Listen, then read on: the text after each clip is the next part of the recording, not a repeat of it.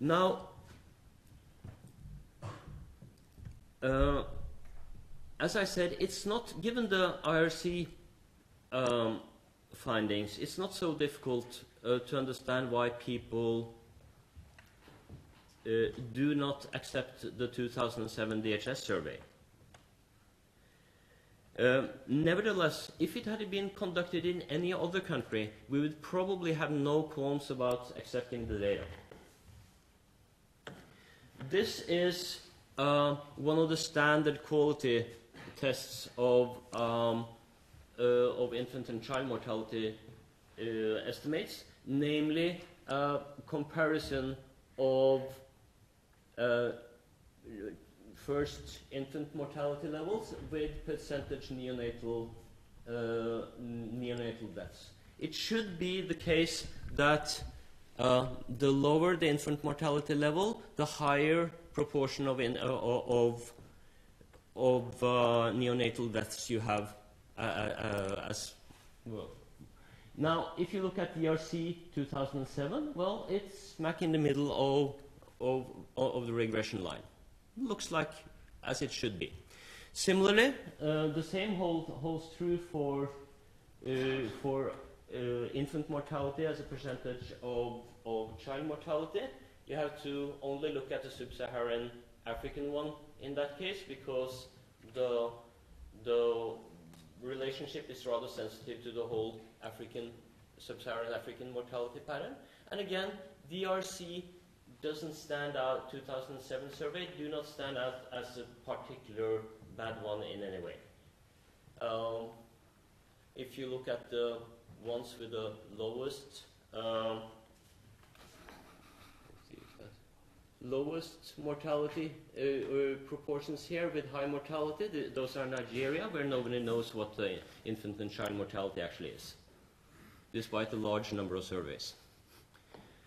Now, this is, well,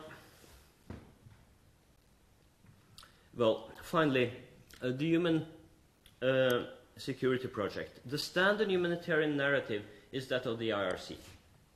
The mortality is extreme and something must be done. The narrative of the Human Security Project is different and much more optimistic.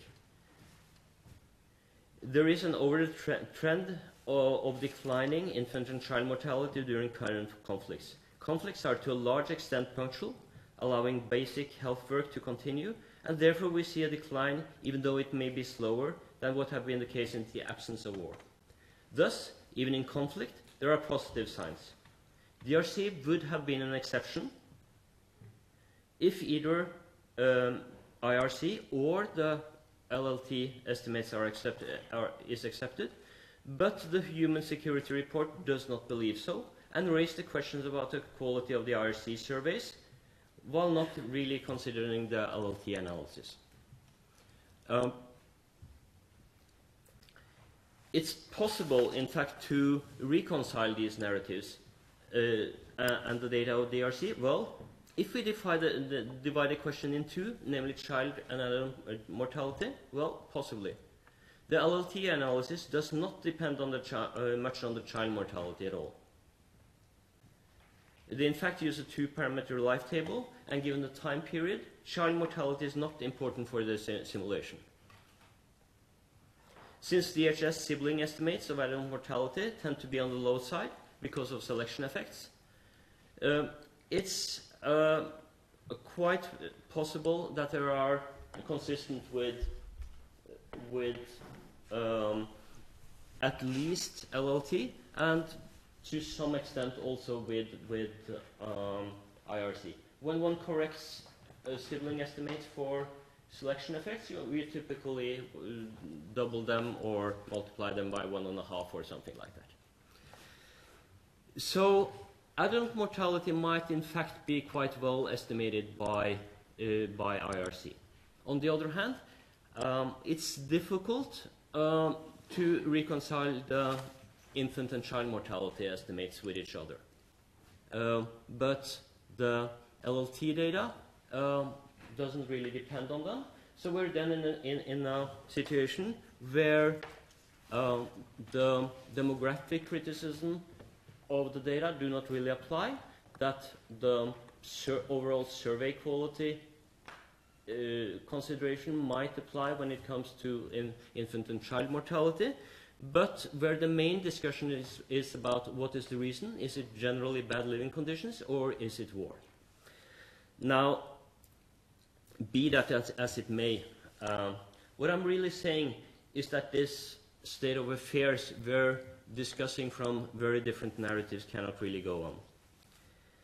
It's, of course, a natural state of science that we disagree, and it's productive to do so. But from contacts I have with journalists asking about these issues, I sense incredulity and exasperation with scientists who cannot even agree on the order of magnitude or something. The questions journalists ask is whether our analyses are too much guided by our overall narratives of what the world is like, laudable as the intention of those narratives may be, or too little by the data. It's not the journalists who should be asking those questions. Another important narrative is that of mortality of women and children and civilians in general. Everybody knows that women and children are more vulnerable in armed conflict and that few civilians were killed before. To quote a quote that is often used, in World War I, only 5% of all casualties were civilians. In World War III, that number was 50%. And in the conflicts through the 1990s, civilians constituted up to 90% of more of those killed. We seem to delight in being more barbarian now than before. If we single out Rwanda and accept the IRC analysis of DRC, it may seem true that we are, but only focus on the two world wars as comparison to selected recent conflict is misleading. The Vietnam War killed predominantly men aged 15 to 29 on the Vietnamese side, most likely combatants, and certainly overwhelmingly combatants on the American side.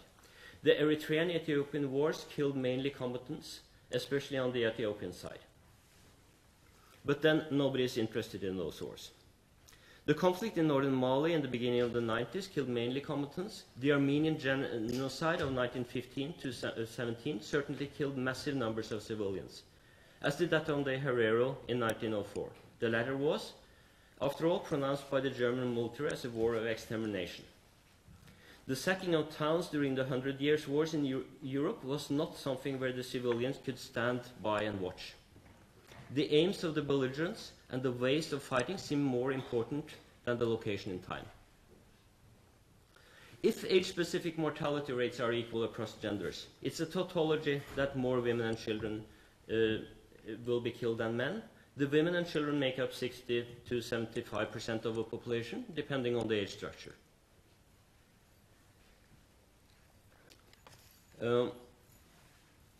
But age-specific conflict mortality is heavily biased towards men. Most studies show higher adult male mortality than other mortality. Even in DRC, where all agree that mortality is mainly not directly from fighting, but from indirect causes, female mortality is lower than the male. You can see the ratio on this estimate, actually, or on the screen.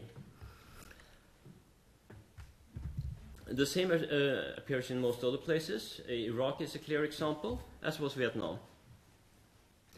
The most obvious reason why women and men do not seem to be the most direct target is cynically demonstrated by Radovan Karadzic and many other warlords throughout history. You win a war by killing those who can fight. As also demonstrated countless of times, if you want to exterminate someone, you kill women and children too. Then you bury your heart at Wounded Knee rather than at Srebrenica.